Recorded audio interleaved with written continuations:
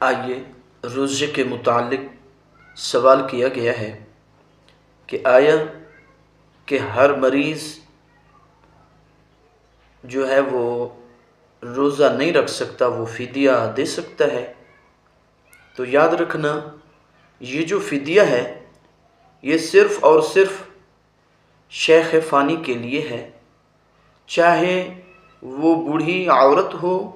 یا بوڑھا مرد ہو۔ ایسا بوڑھا مرد اور ایسی بوڑھی عورت کہ جس کے قوت بڑھنے کے چانس نہ ہو بلکہ وہ کمزوری کی طرف جا رہا ہو، ایسا شیخ فانی مرد ہے یا عورت ہے، وہ ان روزوں کی قضا نہیں کر سکتے، تو انہیں فدیہ دینا جائز ہے۔ اور جو شخص مریض ہے یا مریضہ ہے، مرد ہو یا عورت، جس بھی مرض میں مبتلا ہیں، وہ شوگر ہو، وہ بلڈ پریشر ہو، وہ معدے کی کوئی تکلیف ہو یا وہ کوئی اور عارضہ ہو، اس صورت میں ان کے لیے یہ حکم ہے کہ وہ جب بھی تندرست ہوں گے تو وہ روزے جو ان کے چھوٹے ہیں ان کی قضا کریں۔ ان کے لیے یہ مسئلہ نہیں ہے کہ وہ فدیہ دیں، فدیہ صرف اور صرف شیخ فانی کے لیے ہے۔ ایک ایسا شخص ہے،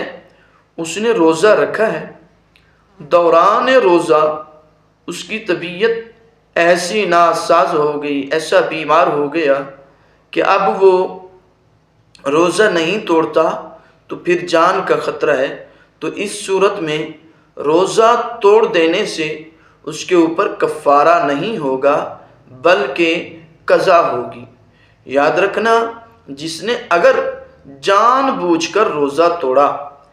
جان بوجھ کر روزہ توڑا، تو اس صورت میں اس کی قضا بھی ہوگی اور اس کا کفارہ بھی ہوگا۔ تو پیارے، ہمیں چاہیے کہ ہم ان مسائل کو احسن طریقے سے سیکھیں اور پوچھیں، یہ مسلمانوں کے لیے اہم اور ضروری مسائل ہیں۔ اور ایک اسلامی بھائی نے یہ سوال کیا، آیا کہ دوران روزہ جو دودھ پلانے والی ہیں ان کو تکلیف ہوتی ہے، وہ تکلیف کیا ہوتی ہے؟ وہ تکلیف صرف یہی ہوتی ہے کہ جو روزہ دودھ پلانے والی عورتیں ہیں انہیں بھوک لگتی ہے، کیونکہ جب بچہ دودھ پیتا ہے تو صاف ظاہر ہے تو اس کی وجہ سے اس کو بھوک تو لگتی ہے۔ یاد رکھنا، اس صورت میں روزہ نہیں چھوڑا جا سکتا۔ ہاں، کوئی ایسا جو نیک صالح ڈاکٹر ہے اور اس کے تحت یا تجربہ ہو چکا ہے کہ دودھ پلانے کی صورت میں روزہ رکھتی ہے تو مرض بڑھ جاتا ہے، یا کسی معالج نے کہا ہے جو کہ متقی پرہیزگار نیک صالح ہو، اس کے کہنے پر اگر روزہ چھوڑے گی تو اس روزے کی قضا ہے، فدیہ نہیں ہے، فدیہ نہیں ہے۔ اور اسی طرح حاملہ خواتین جو ہیں ان کے لیے بھی یہی مسائل ہیں کہ اس سے پہلے اول تو چاہیے وہ روزہ رکھے۔ اگر کسی نیک صالح طبیب معالج کے کہنے پر کہ اگر روزہ رکھے گی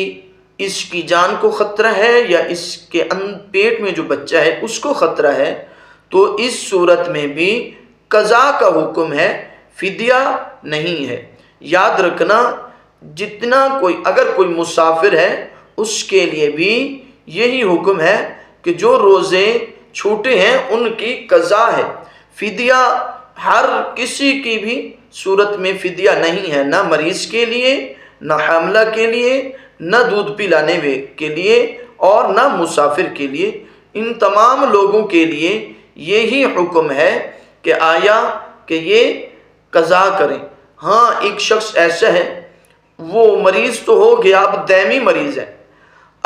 مریض ہے، اگر وہ مرض بڑھتے بڑھتے اس وقت ایسی کنڈیشن آ گئی کہ اب وہ مرنے والا ہے، تو اس صورت میں فدیہ دینا ہوگا۔ دوسرا یہ ہے کہ اب اس کو مرض جو ہے بڑھتے بڑھتے اب یہ شیخ فانی یعنی بالکل بزرگ ہو گیا،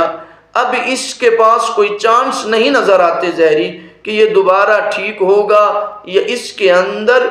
ایک جو قوت ہوتی ہے وہ آئے گی، تو اس صورت میں بھی فدیہ دے سکتے ہیں، وگرنہ دائمی مریض ہو یا عارضی مریض ہو، جوان ہو، مرد ہو، عورت ہو، تو ان کے لیے فدیہ جائز نہیں بلکہ روزے کی قضا ہوگی۔ اور اسی طرح ایک اور اہم مسئلہ ہے کہ کچھ اسلامی بھائی یہ کہتے ہیں کہ ہمارا روزے چھوٹے ہوئے تھے اور اب دوسرا ماہ رمضان المبارک آ گیا، اب کیا ان روزوں کی قضا اس رمضان میں کریں یا بعد میں کریں یا پہلے کریں؟ اس کی 3 صورتیں ہیں۔ پہلی صورت یہ ہے جتنا ہو سکے جلدی جو روزوں کی قضا ہے اس کو کیا جائے، وہ روزے رکھے جائیں، کیونکہ جو لمحے زندگی کے ملے ہوئے ہیں نہیں معلوم کہ یہ لمحے کب ختم ہوں گے، تو چاہیے جو ہمارے اوپر یہ قضا کی صورت میں ایک قرض ہے تو ہم اس کو ادا کریں۔ نمبر 2، جب ماہ رمضان المبارک کا چاند نظر آ جائے تو پھر اس وقت کوئی قضا نہیں ہو سکتی، بلکہ جو فرض ہیں اب صرف اور صرف انہی کو ادا کرنا ہے۔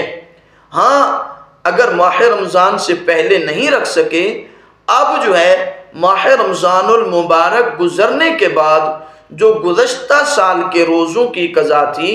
اب جو ہے نا بعد ماہ رمضان کے ان روزوں کی قضا کی جا سکتی ہے۔ یاد رکھنا ماہ رمضان المبارک میں کسی روزے کی کوئی قضا نہیں ہوتی، جو فرض ہیں اب انہی کو ادا کرنا ہے۔